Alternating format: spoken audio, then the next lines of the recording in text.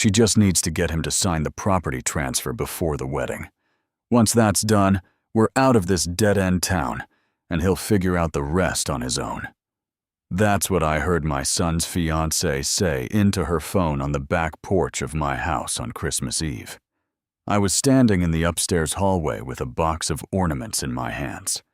The window cracked open 2 inches because my daughter-in-law-to-be had complained the house was too warm.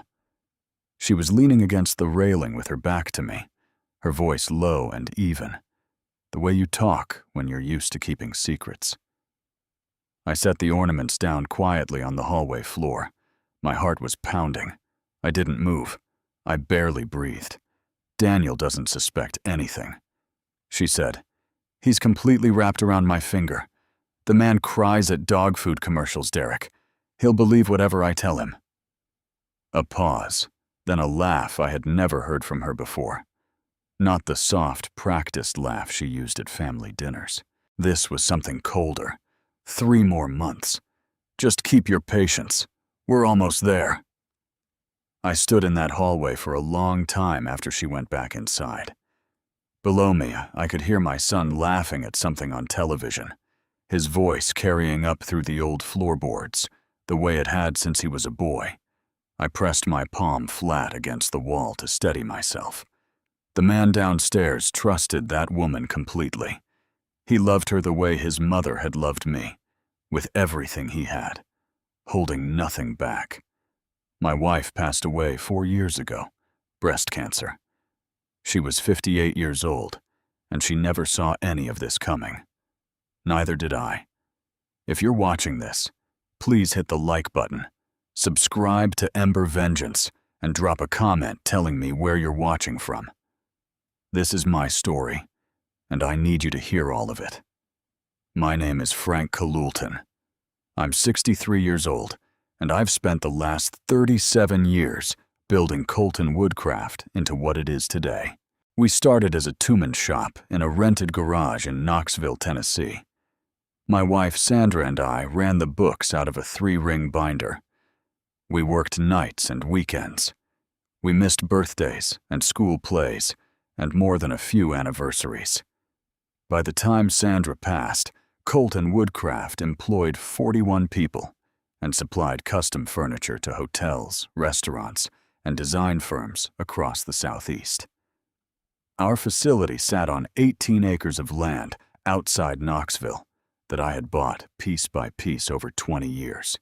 It was hers as much as mine, maybe more. My son Daniel is 32. He came into the business right after college, the same way I would have wanted, but never asked for. He started on the shop floor, learning every machine, every joint, every finish. By 30, he was managing production.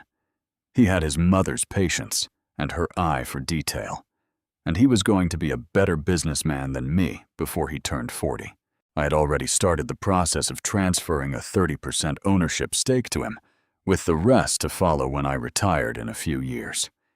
He met Natalie 18 months before that Christmas Eve. She was from somewhere in Georgia, originally working as an interior designer, or so she said. She had a portfolio website and a business card, and a way of talking about furniture and aesthetics that made my son feel seen in a way he hadn't since his mother died. She was attractive and sharp, and she laughed at his jokes even when they weren't funny, which they usually weren't. He was completely gone within 3 months. I had been cautious, not hostile, just cautious. A father pays attention to certain things, the way a person looks at a room when they think no one's watching, the questions they ask about money and assets, the speed at which they push a relationship forward. But I had no real evidence of anything wrong. She was warm to me at family dinners. She remembered my coffee order. She cried at their engagement announcement in a way that looked entirely real. And then I stood in that hallway on Christmas Eve and heard her voice. The rest of the evening, I smiled and passed the green bean casserole and poured the wine and watched my son look at her, the way he looked at her, like she was something he couldn't believe he deserved. She smiled back at him. and touched his hand, and her eyes were completely empty. That night after they left, I sat in Sandre's chair in the living room with the Christmas tree lights still on, and I thought about what I was going to do. I was 63 years old, and I had been through enough of life to know that the worst thing I could do was act on anger. The best revenge, I have always believed, is the kind that is patient, precise, and leaves no room for error. The day after Christmas, I drove to Daniel's apartment on the west side of Knoxville. Natalie's car was gone. Good. My son answered the door in sweatpants and a flannel shirt, surprised but happy to see me. We sat at his kitchen table with coffee. The apartment had a warmth to it now that it hadn't had in the first years after his mother died. Photographs on the walls, a woman's coat on the hook by the door. I looked at all of it and felt the weight of what I was about to say. Son, I need to tell you something, and I need you to hear me out before you respond. He set down his mug. You have your serious face on, Dad? Whatever it is, just say it. I told him exactly what I'd heard. Every word. The property transfer, the 3 months, the name Derek, the laugh I didn't recognize. When I finished, Daniel was quiet for a long moment.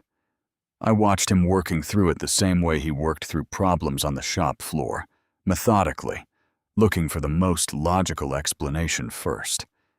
Then he shook his head. Dad, she was probably on a work call. She does a lot of business with a colleague named Derek. He's her main contact at a design firm in Atlanta. He paused. And she's been on me to finalize the property transfer paperwork that you started back in October, the one for my ownership stake. That's probably what she was referring to. Daniel, I know what you're going to say. You've been careful with her since the beginning. I understand that. I do. Losing Mom the way we did, it made both of us careful about letting people in. He looked at me steadily. But Natalie is not a bad person. She is the first good thing that has happened to me in 4 years, and I need you to be my father right now and trust my judgment. I drove home with my hands tight on the wheel. He had taken a thread of truth, the real Derek in Atlanta, the real paperwork, and used it to weave something that let him keep believing. Love makes people brilliant at that. I had 2 choices. I could walk away and hope I was wrong, or I could find out the truth and be ready for whatever it was. I have never been a man who walks away. I called Earl Hutchkins the next morning. Earl had been a detective with the Knox County Sheriff's Office for 26 years before his retirement. We had worked together twice over the years on cases involving employee theft at the woodcraft shop, and he had done both jobs with the kind of quiet efficiency that comes from a lifetime of following things to their end. He answered on the second ring. Frank, you're calling on the day after Christmas. This better be serious. It's about my son. A pose. Tell me. I told him everything. When I finished, Earl was quiet the way experienced investigators get quiet. Not absent, but focused. That's a thin thread to pull on, he said. But I've seen thin threads unravel entire lives before. Give me 2 weeks. Don't say anything else to your son. Don't change your behavior around her. Act completely normal. I can do that. And Frank, prepare yourself for the possibility that I find nothing, and you owe your future daughter-in-law an apology. I know, I said. I'm prepared for that. I went back to work at Colton Woodcraft. I supervised the shop floor. I met with our hotel clients in Nashville about a lobby furniture order. I had dinner with Daniel and Natalie on New Year's Eve and watched her touch his arm and make plans for the wedding in June. And I smiled and raised my glass when they toasted to their future. I was 63 years old, and I had been married to a good woman for 30 years. I knew exactly what love that was real looked like, and I kept watching for it in her face. Earl called me on day 4. The Derek on her phone is not a colleague from Atlanta. My stomach dropped. Who is he? His name is Derek Voss. 31 years old, currently renting a furnished apartment in Chattanooga under a lease that started 2 months ago. Before that, he was in Atlanta, and before that, he was in Birmingham.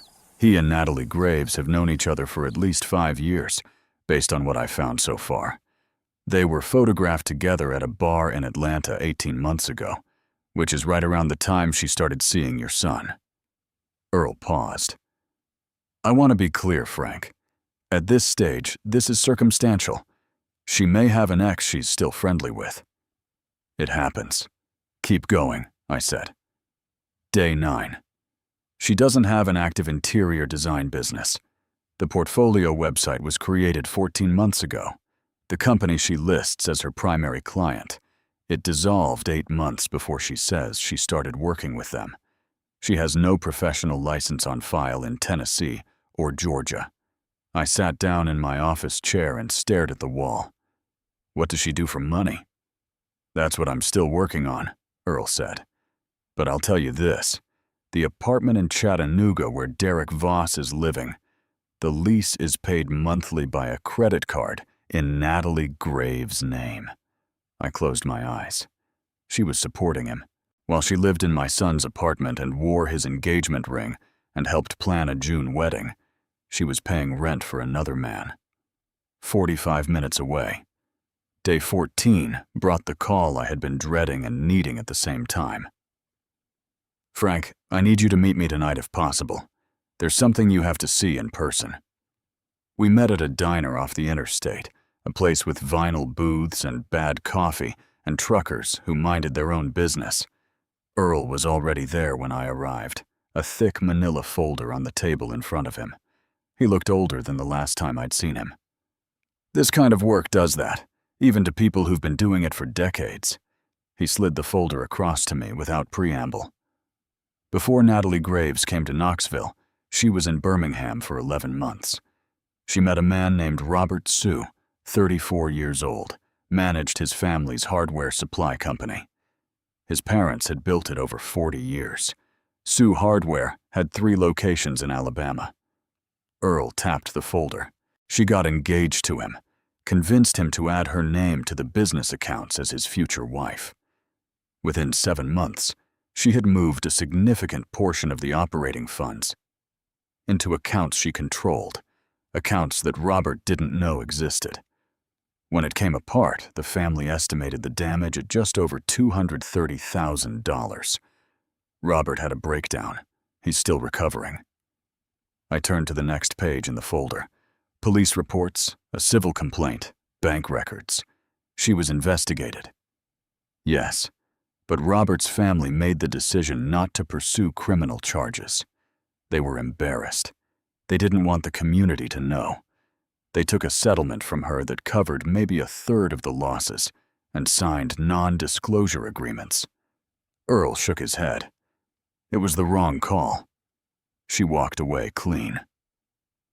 I turned another page, and there was Derek Voss in a photograph outside the Birmingham courthouse waiting. When Natalie emerged, he put his arm around her shoulders. He was there the whole time. I said he's always there. He finds the marks with family businesses. She comes in, builds the relationship, gets access to finances or assets, liquidates what she can, and they leave. Derek Voss is her partner. He has been for at least 5 years that I can trace. I sat back in the booth and looked out the window at the highway.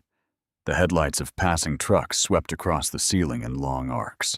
I thought about Robert Sue in Birmingham, about the family business his parents had spent 40 years building, about what that loss felt like at 34 years old. Then I thought about my son. There's one more thing, Earl said quietly. He pulled out his phone and pressed play on an audio recording. The sound quality was imperfect, captured at a distance, but the voices were clear enough. Natalie's voice. The old man is dragging his feet on the business transfer. I think he suspects something. Derek's voice flat and unhurried. Can you move the timeline up? Get Daniel to push him. Natalie. Daniel will do whatever I ask at this point. I just need to keep him focused on the wedding planning and away from the financial details. Once Frank signs over the full stake to Daniel before the ceremony, Daniel's ownership becomes community property the moment we're married. We don't even need to be subtle about it after that. Derek and the land. Natalie. A pause. The land is the whole point. The recording ended. Earl took his phone back and put it in his jacket pocket. I got close enough to record that in a parking garage in Chattanooga 3 days ago. It was a risk, but I thought you needed to hear it in their words. I paid the bill and drove home with the folder locked in my glove compartment. 18 acres of land outside Knoxville. That was the whole point. Not the business, not the furniture contracts, not the client relationships Daniel had spent a decade building. The land at current development rates for that area, 18 acres zoned the way mine was, could be worth between $2 and $4 million, depending on a buyer. Sandra and I had saved and scrimped for 20 years to own that land outright. It was where I had scattered half her ashes on a cold morning in November 4 years ago, with my son standing beside me, and neither of us able to speak. I sat in my driveway for a long time in the cold, and I made a decision. The next morning I called my attorney. Her name is Patricia Greer, 60 years old, former assistant DA, and the sharpest legal mind I have ever sat across a table from. She had handled Colton Woodcraft's contracts and disputes for 15 years. I told her everything. When I finished, she was quiet for a moment. Then, "Frank, what's your goal here? Criminal charges, civil recovery, or just getting her out of your son's life?" "All of it," I said. "But most importantly, I need Daniel to see the truth himself. If I show him the evidence, there is a chance he dismisses it, blames me for targeting her, or refuses to believe the recordings are genuine. He almost did that the first time. I need to put the truth directly in front of him, in a way he cannot explain away." Patricia thought for a long moment. "There's a way to do that, but it requires patience and very careful execution. We planned for 10 days. The trap Patricia designed was elegant in its simplicity. I would tell Daniel that I was ready to accelerate the full ownership transfer of Colton Woodcraft, that I wanted to have the paperwork finalized before the wedding, so he could go into his marriage as the full legal owner of the business. This was something Daniel had wanted for years, and something Natalie had been pushing him to secure. I would tell Daniel to involve Natalie in the process, since she would be his wife by the time the papers were final. Then, Patricia would prepare documents that appeared to be the real transfer paperwork, but were in fact draft documents with specific tracking elements built in language she and I knew, but which would be invisible to anyone else. The real part of the trap was what we added on page 7.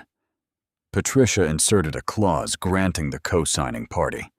In this case, Natalie, once Daniel signed her onto the documents as his partner, a right of first refusal on any sale or transfer of the 18 acres. It was buried in standard legal language. To someone who wasn't a property attorney, it would look like boilerplate. To Natalie and Derek, if they were as experienced as Earl's evidence suggested, it would look like the key to everything they had come for. Patricia had also reached out quietly to a contact at the Knox County District Attorney's Office, a prosecutor named Anthony Reeves, who handled fraud and financial crimes. She had shared Earl's evidence without my name attached yet, and Reeves had confirmed that if we could get Natalie to take any overt step to act on fraudulent documents, combined with the prior pattern from Birmingham, there was enough to build a case. "This is the part where I tell you it's risky," Patricia said when we reviewed the plan. "If she's cautious, she may not bite. If she has a lawyer who looks at the documents carefully, the trap fails.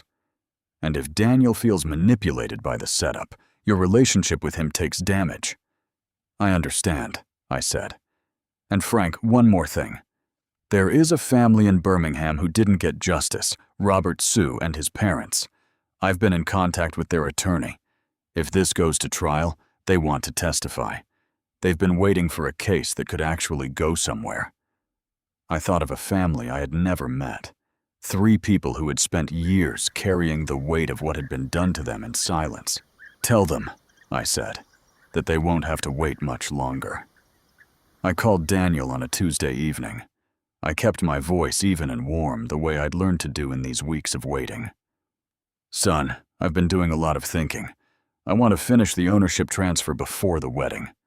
You've earned it, and I want you going into your marriage with everything secured. Daniel's voice lit up the way it used to when he was young, and I'd come home early enough for dinner. Dad, that means everything to me. Really, I'd like to include Natalie in the process, I said.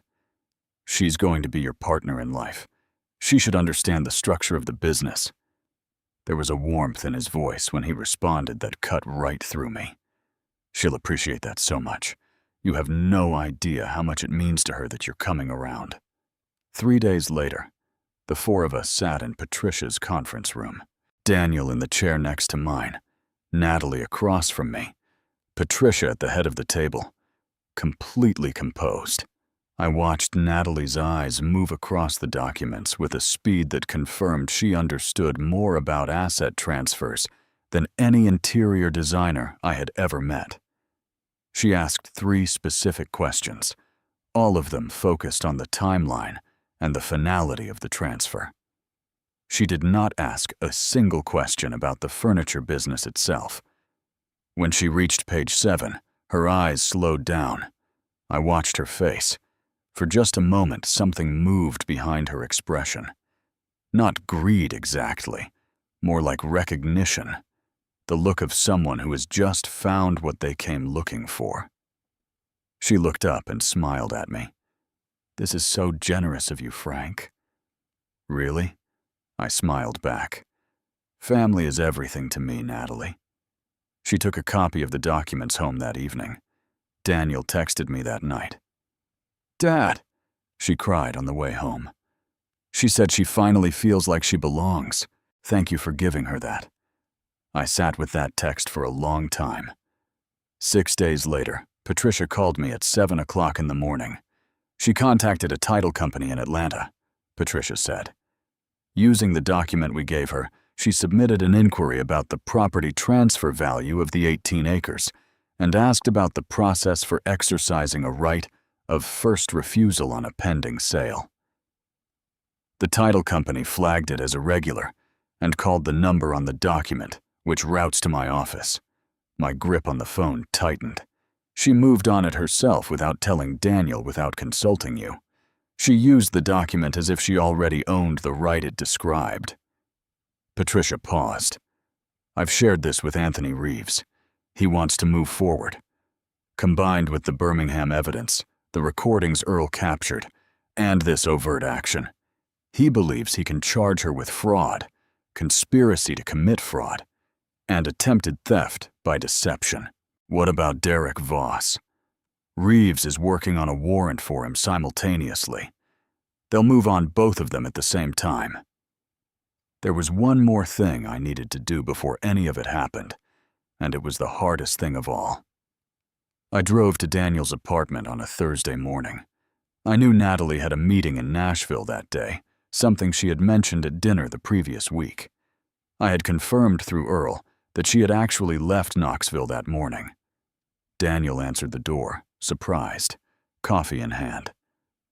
I sat across from my son, and I laid everything on the table. Not in anger, not with accusations, but the way you deliver news that is going to change a person's life and you cannot protect them from it. I showed him Earl's reports. I played the recording. I showed him the Birmingham police report and the photograph of Derek Voss outside the courthouse with his arm around Natalie's shoulders. I showed him Patricia's documentation of the title company inquiry. Daniel didn't speak for a long time. He got up and walked to the window and looked out at the street below. His hands were in the pockets of his jeans. His shoulders were very still. I waited. Outside, a car passed. A dog barked somewhere on the block. When he turned around, his eyes were red. She had Derek's number saved in her phone as decorator vendor D, he said quietly. I saw it once. She said it was a lighting supplier she used for commercial projects. He paused. I didn't ask any more questions because I didn't want to be that guy. I didn't want to be paranoid and suspicious and drive away the first person who made me feel like myself again after Mom died. Son, how long have you known? 3 weeks. I needed to be certain before I came to you. He nodded slowly, still looking at the floor. Then he looked up at me. What happens next? That depends on you. Anthony Reeves at the DA's office is ready to move, but your testimony will matter. The way this went, the way she targeted you specifically, and how she operated. A jury needs to hear that. Daniel was quiet for another long moment. When he spoke again, his voice was steady, the voice of the man his mother would have been proud of. Then, let's finish it. The arrest happened 4 days later on a Friday afternoon. Natalie was at a coffee shop in downtown Knoxville, meeting with a real estate attorney she had contacted to discuss the land. Reeves had let that meeting proceed because it added another count of overt fraud action to the file. Derek Voss was arrested simultaneously at his apartment in Chattanooga. I was not there to see it. That was Daniel's choice, not mine. He said he didn't want to watch it happen, and I understood completely. There are some endings that don't need a witness. Justice doesn't require an audience. What Daniel told me later was that when Natalie was approached by the officers in the coffee shop, she asked for me by name. She wanted to speak to me directly. The officers told her that wasn't an option. I was told she remained composed right up until they put the handcuffs on. That I believed. She had been composed her entire life. It was the one real thing about her. The trial took place over 3 weeks in the fall. Patricia represented me and Colton Woodcraft in the civil proceedings that ran alongside the criminal case. Reeves prosecuted Natalie and Derek Voss jointly. The courtroom was full every day, the kind of full that a small city generates when a story touches something true about what people fear for their families. The Sue family came from Birmingham. Robert Sue was quiet and precise on the stand, describing in plain language what the loss of $230,000 had meant for a business his parents had operated for 4 decades. His mother had been prepared to testify as well, but her health had declined, and she was unable to travel. Her written statement was read aloud by Reeves, and the courtroom was very still while he read it. Daniel testified on the second Tuesday of the trial. He sat in the witness box in a suit his mother had always liked, navy blue with a narrow lapel, and he spoke clearly and without drama about what had happened and how it had felt. He described the first conversation I'd had with him, the one where he'd sent me away. My father came to me with the truth, he said, and I chose what was comfortable over what was real. I'm not sure I'll ever fully forgive myself for that, but I'm grateful he didn't stop. He paused. He never stops. I looked down at my hands when he said that. Derek Voss took a plea deal in the second week and testified against Natalie in exchange for a reduced sentence. He was calm and detailed on the stand, the way people are when they have decided to save themselves. He described the Birmingham operation. He described the planning that had gone into targeting Daniel.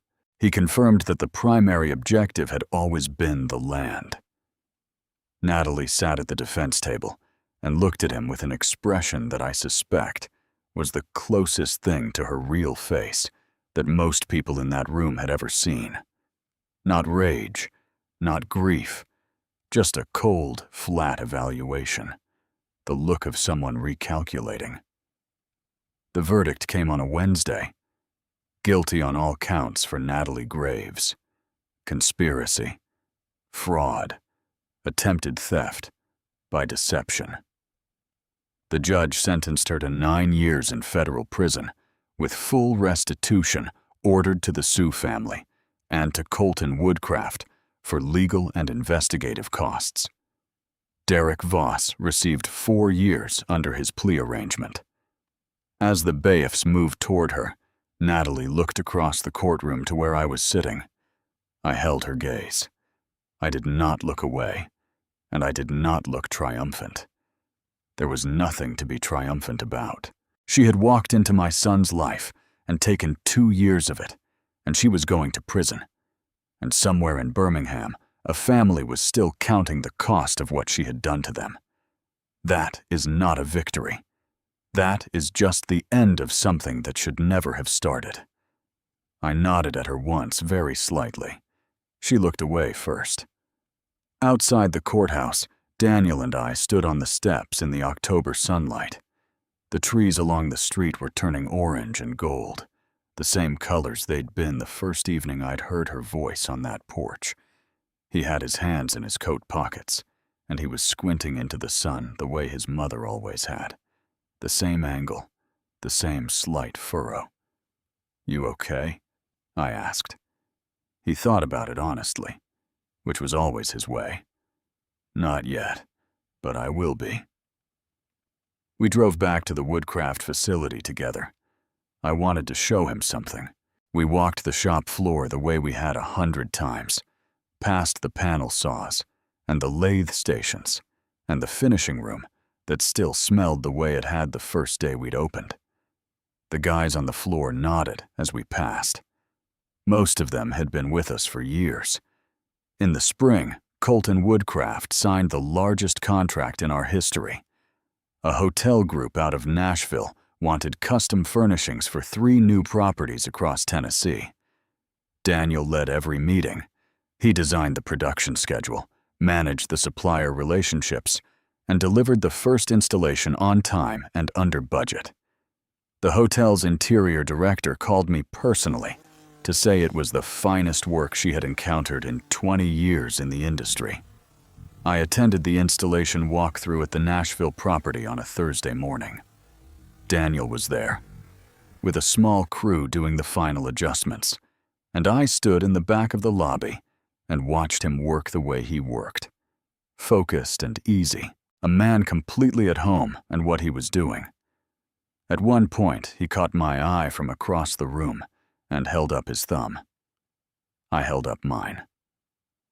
On a Sunday evening in late November, we sat on the back deck of the house outside Knoxville, the 18 acres spreading out in front of us in the last light. The grass had gone gold, and the treeine at the far edge of the property was dark against a pale sky. Daniel had a beer. I had coffee. We didn't say much. There wasn't much that needed saying. He spoke after a while, looking at the treeine. "She asked me once the land mattered so much to you. I told her about Mom, about the ashes." He paused. "She said that was beautiful. She was very good at saying the right things." I nodded. "I keep thinking about what I would have signed away if you hadn't been paying attention." He turned and looked at me. "This place, all of it, it would have been gone." "It isn't gone," I said. "Because of you, I thought about Sandra, about what she would have said to both of us. She would have said something that was simultaneously practical and devastating in its accuracy, the way she always had. She would have said, 'The land is just land, Frank. What you were protecting was each other.' And then she would have reached over and taken Daniel's hand, and that would have been the end of the conversation. Your mother would have figured it out faster than I did, I said. She always read people better than me. Daniel smiled. It was the first real smile I had seen on his face in months. His mother's smile, the same slight pull at the left corner. She would have figured it out at the engagement dinner and had the woman arrested before dessert. I laughed. For the first time in a very long time, I laughed from somewhere real. After a while, Daniel went inside to make dinner, and I sat alone on the deck, as the last light left the sky. The land was dark and quiet, and mine. Sandra's ashes were somewhere out there, at the edge of the tree under a white oak that had been there for 120 years.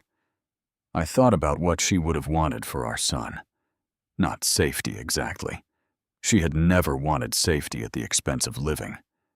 What she had wanted was for him to build something that was genuinely his, to love someone who was genuinely there, to move through the world with his eyes open.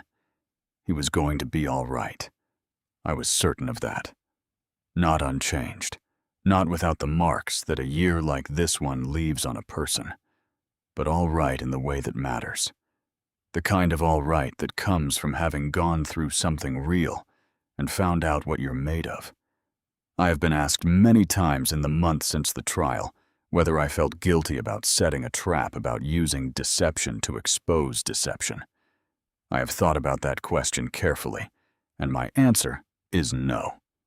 I feel no guilt about it. What I used was not deception in the sense of cruelty or exploitation. What I used was the knowledge that predators make their moves when they believe they are safe, when they believe they are dealing with someone who does not see what they are doing. I removed that belief. I gave her the opportunity to reveal herself. She did it willingly, quickly, and completely. I only held the door open. What I do feel is something harder to name. A kind of grief for the 2 years my son lost to a fiction. For the mornings he woke up next to someone who was calculating his worth while he was falling in love. For the version of the future he had imagined, the one with her in it, that he has had to let go of and grieve like any other loss. That grief is real, and it belongs to him, and I cannot take it away. What I can do is what I have always done. Show up. Stay present. Keep building. Colton Woodcraft will pass to Daniel when the time comes. The land will pass to him as well. All 18 acres. The same way my father passed his small piece of East Tennessee soil to me with his hands on my shoulders and nothing but his word. It is not just property. It is the record of a life spent making something that lasts. No one is going to take that from us. Not while I am standing. If you've watched this far, thank you. I mean that sincerely. If this story has made you think about someone in your life, someone you love, who might not be seeing something clearly, trust that instinct. You are not being paranoid. You are paying attention. And that is one of the most important things a person can do for the people they love. Don't let anyone talk you out of it. Don't apologize for it. And please take care of your family, not just the people who are easy to love, but the ones who push you away when they're hurting, the ones who don't believe you when you're right, the ones who need you to be patient when every instinct you have is screaming. That is where love actually lives, not in the easy moments, in those ones. God bless all of you. I mean every word.